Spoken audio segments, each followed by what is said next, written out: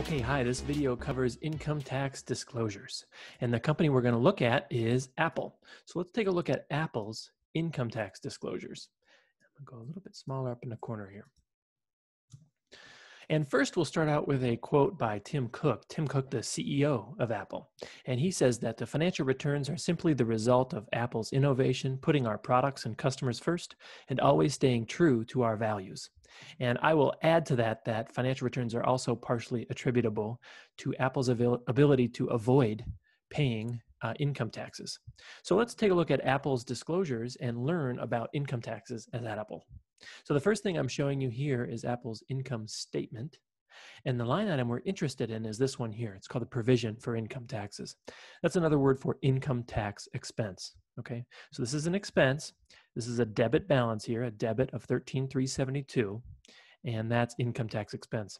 And using the income statement, we can compute the most useful tax ratio that we'll use. It's called the effective tax rate, or the ETR. And you calculate the ETR by taking income tax expense and dividing by income before income taxes, or pre-tax income. So if you take this provision for income taxes here and divide it by income before the provision for income taxes, you get Apple's ETR. And so in fiscal 2018, Apple had an ETR of 18%. And that's down from what it was in 2017 and 2016, when it was around 25 or 26% ETR. And the reason for this drop from 2017 to 2018 was that Congress passed Trump's Tax Cut Act. And so it's called the Tax Cut and Jobs Act, the TCJA, and it reduced the corporate income tax rate from 35% down to 21%. And so that's the reason Apple's effective tax rate dropped from 2017 to 2018. Okay, but you can see that Apple pays lower than the statutory tax rate. So the tax rate dropped from 35% to 21%, but you can see that the effective tax rate is below those amounts. So why does Apple pay a lower income tax expense than what you would expect if they just paid the US statutory federal income tax rate? And to learn more about that, we'll go to Apple's footnote about income taxes, and that's footnote number 4. So the first table you'll find when you go to footnote number 4 is a reconciliation of the provision for income taxes with the amount computed by applying the statutory federal income tax rate. Okay, so this table explains why the ETR is lower than the federal statutory income tax rate. And the first line, and all companies will give this table, the first line on this table is computed expected tax. So this 17,890 is what tax expense would be for Apple if they just applied the federal statutory tax rate. And for their fiscal 2018, that was 24.5%, as they say up here. So why was it 24.5%? Well, that's a blended rate. So their fiscal year ends in September. And so part of their fiscal year had that low 21% statutory tax rate, but then a small part of their year also had a 35% statutory tax rate. You could see that it was 35% for the full 2017 and 2016 fiscal years. And in fiscal year 2018, it was a blended 24.5%. So you can expect that in fiscal 2019, in fact, if you go look at their 10K now for 2019, the statutory tax rate for the fiscal 2019 is a full year of 21%. So this 17,890 equals, if you took their pre-tax income, so back here, 72,903, if you multiplied that by 24.5%, you would get approximately the 17,890 that's shown in the top of their table. So with this table, the question that this table answers is, why was tax expense only 13,372? We would have expected to see 17,890 if we just applied the statutory corporate federal income tax rate to Apple's pre-tax income. And so these line items are reasons that Apple ultimately pays a lower tax expense than what you would expect. The first reason is state taxes. So Apple operates in many US states. One of those is California. And when Apple pays income taxes to states, that adds on to their federal income tax liability, okay? So it doesn't replace the federal income tax liability, it adds on to it. So the fact that Apple also pays income taxes to states makes their income tax expense higher than what it would be if you just applied the federal statutory tax rate, okay? So this is a persistently positive number. And it's a permanent difference, okay? This difference is not going to reverse. In other words, they don't pay state taxes now, so they don't have to pay them later. they just pay state taxes now and in the future. So tax expense is always going to be higher than the federal statutory tax rate because they also have to pay income taxes to states. The next line item is just a one-time line item, okay? And it's a significantly positive line item, $1.5 billion. And we can attribute this one-time positive line item also to the act, so the Tax Cut and Jobs Act passed while Trump is in office. And rather than this number reflecting the decrease in the statutory tax rate from 35% to 21%, so that explains why this top line decreased from 2017 to 2018. But what explains this positive number is actually a one-time tax levied on companies that have foreign earnings. So earnings that are kept in a foreign tax jurisdiction. They haven't yet been taxed by the US government because they haven't been repatriated yet. And Apple was expecting to pay tax on them if they repatriate those earnings, but the Tax Cut and Jobs Act required Apple to pay a one-time tax on those earnings right away during the 2018 fiscal year. So Apple did that, and that caused their tax expense to be higher for 1 year only because of that one-time rule. And you can see that this wasn't an item in the prior years, and it won't be an item going forward. Okay. The next line item down is earnings of foreign subsidiaries. And this is a significant negative number, negative $5.6 billion. So this is the main reason that Apple's income tax expense is lower than what you would expect if they just multiplied pre-tax income times the federal tax rate. And it's because they operate in foreign countries. And in particular, they operate in foreign countries that have lower statutory tax rates. So for example, they operate in Ireland. And Ireland's corporate tax rate is quite low. So when they pay income taxes to Ireland, it's at a very low tax rate. And that causes their company-wide provision for income taxes to be lower than what you would expect if they paid all their tax to the US government. And so that's the main reason. And as you can see, it's a persistent difference. So it's a large negative number in every year. So one of the main reasons Apple pays a very low effective tax rate is because they operate in low tax foreign jurisdictions, okay, like Ireland. And then the final ones, these are pretty small. So domestic production activities. So to the extent Apple produces their products in the United States, they get a tax deduction for that because the US government wants to incentivize that type of behavior. So you can see that this is a persistent reason for Apple having a low income tax expense, is that they get this domestic production activities deduction. And this is a permanent difference, okay? They don't pay less tax now and they're going to make up for it later. They just pay less now and they will forever as long as this deduction is in place. And it's kind of the same concept with the research and development tax credit. So to the extent Apple is engaging in research and development activities, the US government wants to incentivize those activities by offering a tax credit. So you can pay less income tax if you're doing research and development activities. And so that's a permanent reason for Apple paying a lower income tax. Okay, so that's what this table is for. Why is the tax expense different from what you would expect if the company just paid the government pre-tax income times the statutory tax rate? Okay, so this is a pretty useful table in terms of understanding the company's the cost of taxes to the company and how that might be forecasted into the future. So for example, you wouldn't want to forecast this impact of the act into the future, but you would probably want to forecast these differences into the future if you're trying to forecast, including the state difference, if you're trying to forecast Apple's future cost of income taxes on doing business. Okay, the next section of the disclosure is the table which breaks down the income tax expense into its components. And so you can see the 13,372 here, that's total income tax expense, and it's broken down in two different ways. First, it's broken down by tax jurisdiction. So who does Apple owe money in terms of income taxes? They owe the US federal government taxes, they owe state governments taxes, and they owe foreign governments taxes. And so this breaks it down in that way. Further, it breaks it down by current and deferred. Now, current refers to what is currently owed due to the tax return filed for the 2018 year. So in particular, the 2018 fiscal year.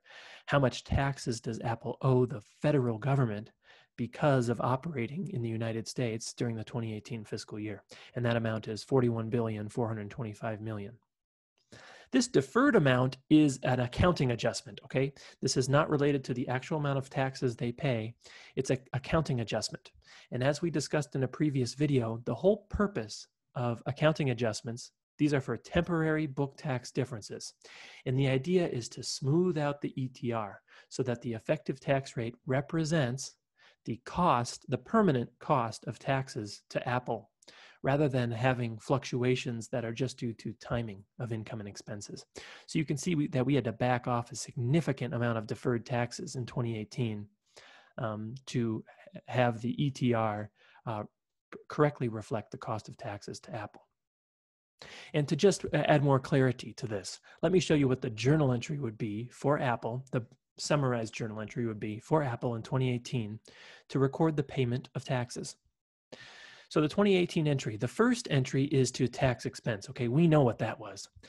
Debit to tax expense of $13,372. And that number right there, that's the number that appears on the income statement. Okay, but that has two different components to it. The first component is the actual amount that Apple owes to these different governments for income taxes. So the amount that they owe to the federal government is $41,425. The amount they owe to state governments is $551, and the amount they owe to foreign governments is $39.86.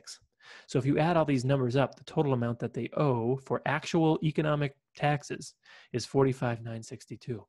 And this is going to be a credit to taxes payable. And this is a payable account, as in Apple actually has to pay this money to the taxing authorities.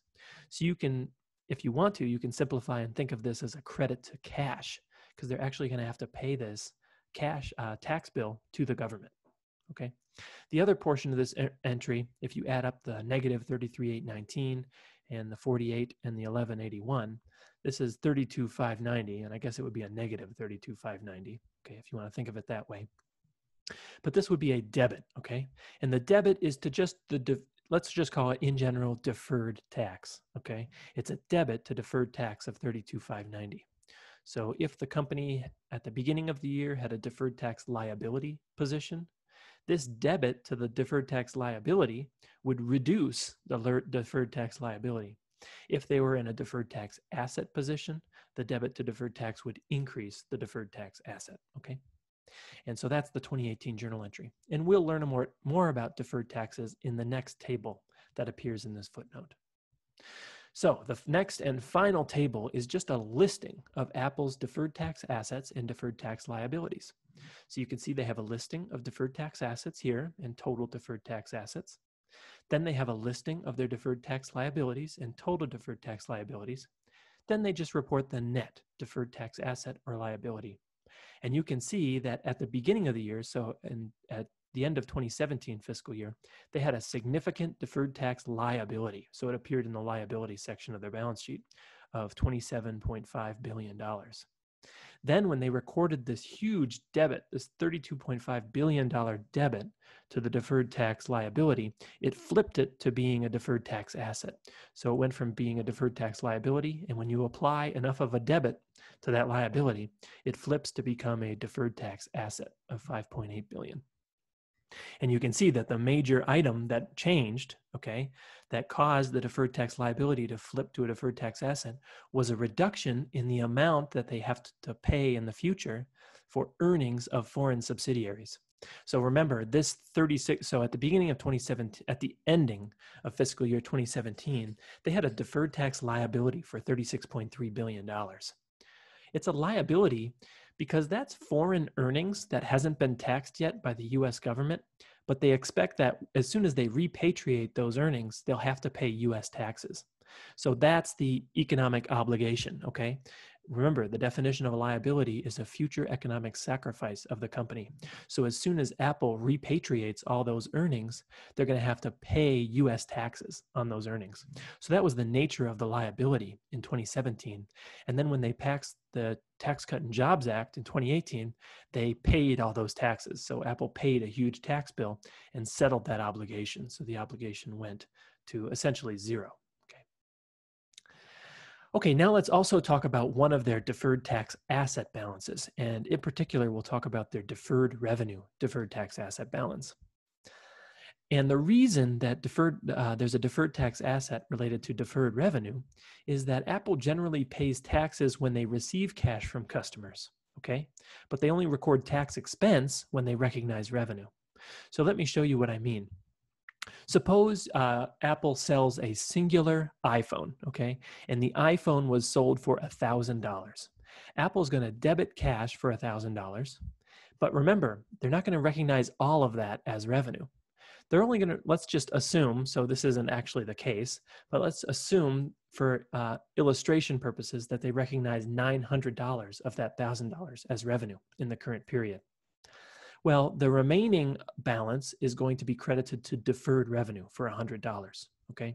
They're going to defer that revenue. Remember, this is for future updates and support, and so they'll recognize this deferred revenue over the period of time that the customer uses the iPhone. They're going to have to provide updates and support, and they'll recognize that revenue over that time. But in the current period, Apple recognized $900 of revenue. So let's consider an income tax journal entry now, if this was the only thing on the income statement. First of all, Apple pays taxes to the government based on the cash that they collect, okay? So how much cash do they owe to the government? They owe 21%, which is the tax rate, times $1,000, because that's the amount of cash that they collected. So Apple's going to be paying $210 of cash to the government. So now let's go through the thought exercise of what would happen if they debited tax expense for that $210. Okay, that seems like a natural choice. You pay tax to the government and you debit tax expense. But let's work out what the ETR would look like in this scenario. You'll take the $200 of tax expense and divide by $900 of revenue, and you get an effective tax rate of 23%. Okay, this is a bit misleading. It's too high. Okay, this 23% overstates the cost of taxes to the Apple business model. Okay, Apple only pays a 21% statutory tax rate, but this makes it look like Apple is paying a 23% tax rate. Okay, so we don't want to do it this way. It misleads investors into thinking Apple's paying a lot of money to the government. Instead, here's what we want to do. We're paying $210 to the government, and we want to recognize tax expense equal to 21% of the revenue that we recognized. Okay, so we'll recognize $189 of tax expense, which is equal to the 21%, our tax rate, times the $900 that we recognized in revenue.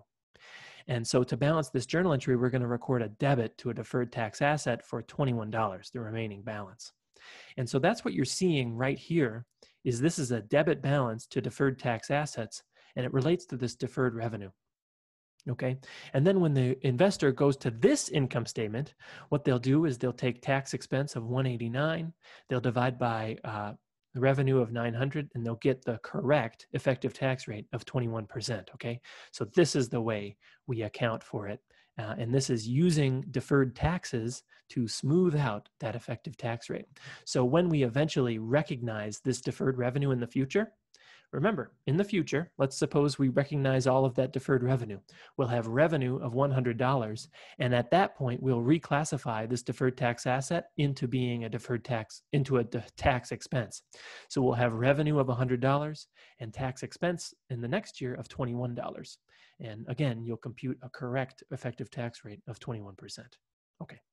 So that's it. I went through the Apple disclosure. We calculated the effective tax rate from their income statement.